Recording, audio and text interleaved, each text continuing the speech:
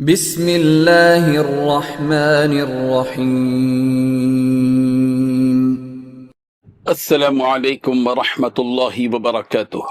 ان الحمد للہ نحمده ونستعینه ونستغفره ونستهدیه والصلاة والسلام على سید المرسلین محمد وآلہ وصحبہ اجمعین، اما بعد۔ حاضرین و ناظرین، یہ درس قرآن نمبر 478 ہے اور آج سورۃ المائدہ کی صرف ایک آیت کی تلاوت اور تشریح کی جائے گی، آیت نمبر 5۔ اعوذ باللہ من الشیطان الرجیم، بسم اللہ الرحمن الرحیم۔ اليوم أحل لكم الطيبات وطعام الذين أوتوا الكتاب حل لكم وطعامكم حل لهم والمحصنات من المؤمنات والمحصنات من الذين أوتوا الكتاب من قبلكم إذا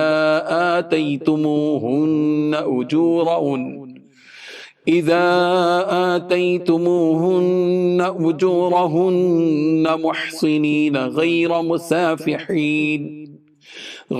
مسافحين ولا متخذي أخدان ومن يكفر بالإيمان فقد حبط عمله وهو في الآخرة من الخاسرين۔ صدق اللہ العظیم۔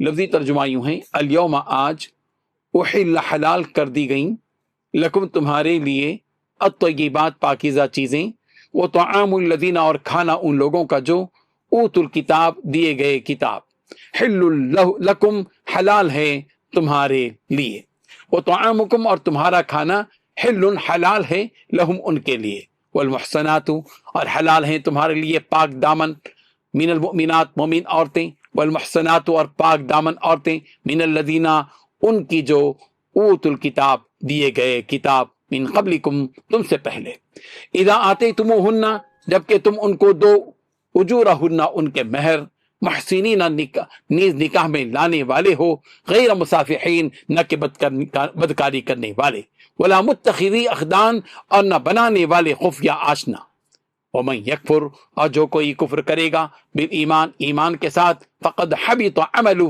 تو یقیناً برباد ہو گئے اس کے عمل، وہو فی الآخرتی اور وہ آخرت میں من الخاسرین نقصان اٹھانے والوں میں سے ہوگا۔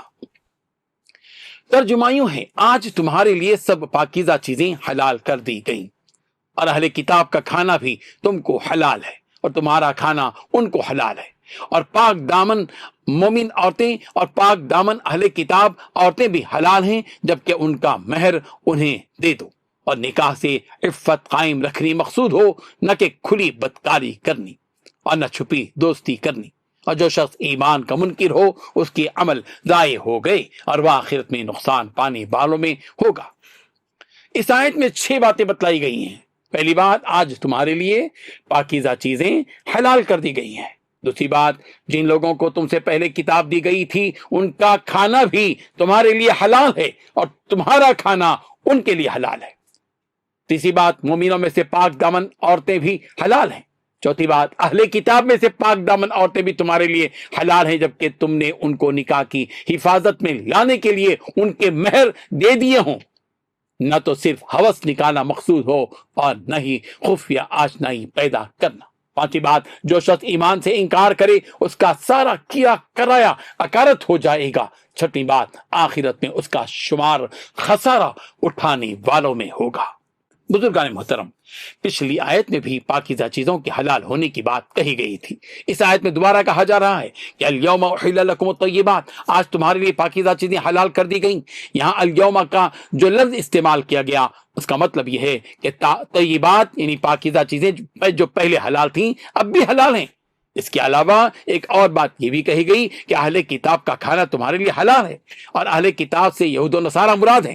اہل کتاب کے کھانے سے مراد ان کا ذبیحہ حلال ہے، یعنی اگر اہل کتاب بسم اللہ پڑھ کر کسی ایسے جانور کو ذبح کریں جس کا کھانا اسلام میں حلال ہے اور اس گوشت میں سے مسلمانوں کو کھلائیں تو مسلمانوں کا اس میں سے کھانا حلال ہے۔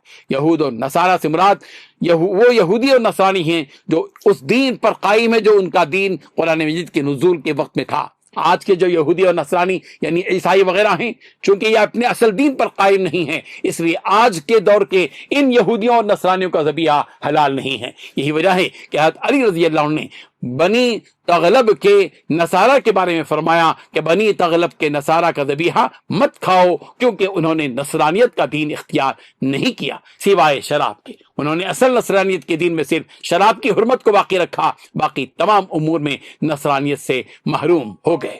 اس کے بعد پاک دامن مسلمان عورتوں سے نکاح کو حلال قرار دیا گیا۔ اس کے علاوہ اہل کتاب میں جو پاک دامن عورتیں ہیں وہ بھی تمہارے لیے حلال ہیں کہ تم ان سے بھی نکاح کر سکتے ہو۔ اس میں بھی وہی بات ہے کہ اہل کتاب یعنی یہود و نصارہ سے وہ یہود و نصارہ مراد ہیں جو اپنے اس دین پر قائم ہیں جو قرآن مجید کے نزول کے وقت میں تھا۔ رہی بات موجودہ دور کے جو یہود و نصارہ ہیں وہ مراد نہیں ہیں کہ ان کی عورتوں سے نکاح نہیں کیا جا سکتا۔ موجودہ دور کے یہود و نصارہ کی عورتوں سے نکاح حلال اس لیے نہیں ہے کہ یہ نام کے یہود و نصارہ ہیں، اپنے اصل دین پر وہ قائم نہیں ہیں۔ حضرت عمر رضی اللہ عنہ نے اپنے دور زمانہ خلافت میں یہود و نصارہ سے نکاح کرنے سے روک دیا تھا۔ حضرت حذیفہ رضی اللہ عنہ نے مدائن میں ایک یہودی عورت سے نکاح کر لیا تھا۔ حضرت عمر رضی اللہ عنہ کو خبر ملی تو انہوں نے خط لکھا کہ اس کو چھوڑ دو۔ حضرت حذیفہ رضی اللہ عنہ نے حضرت عمر رضی اللہ عنہ کو خط لکھا کہ کیا یہودیہ سے نکاح کرنا حرام ہے؟ حضرت عمر رضی اللہ عنہ نے جواب تحریر فرمایا کہ میں تمہیں مضبوطی کے ساتھ پختہ طور پر حکم دیتا ہوں کہ میرا یہ خط پڑھ کر اس وقت تک نیچے نہ رکھنا جب تک تم اس عورت کو نہ چھوڑ دو، کیونکہ مجھے ڈر ہے کہ دوسرے مسلمان بھی تمہاری اقتدا کریں گے اور اس طرح ذمی عورتوں سے نکاح کرنے کو ترجیح دیں گے، کیونکہ ان میں حسن و جمال ہے، اور مسلمان عورتوں کو چھوڑ دیں گے جس سے بڑا فتنہ برپا ہوگا۔ آخر میں ایک اہم بات یہ بتلائی گئی کہ جو شخص ایمان کا انکار کرے گا یعنی مرتد ہو جائے گا تو اس کا سب سے پہلا نقصان یہ ہوگا کہ اس کے سارے اعمال بیکار ہو جائیں گے جو اس نے ایمان کی حالت میں کیے تھے، اور آخرت کا خسارہ تو طے ہی ہے۔ اللہ تبارک و تعالیٰ ان آیات کو سمجھنے کی توفیق عطا فرمائے، آمین۔ وآخر دعوانا ان الحمد للہ رب العالمین۔ ڈیلی درس قرآن کو سبسکرائب کیجئے، اپنے تاثرات اور مشورے ارسال کیجئے، اور متعلقین کے گروپ بنا کر انہیں روزانہ درس قرآن بھیجیں اور اجر ثواب پائیں۔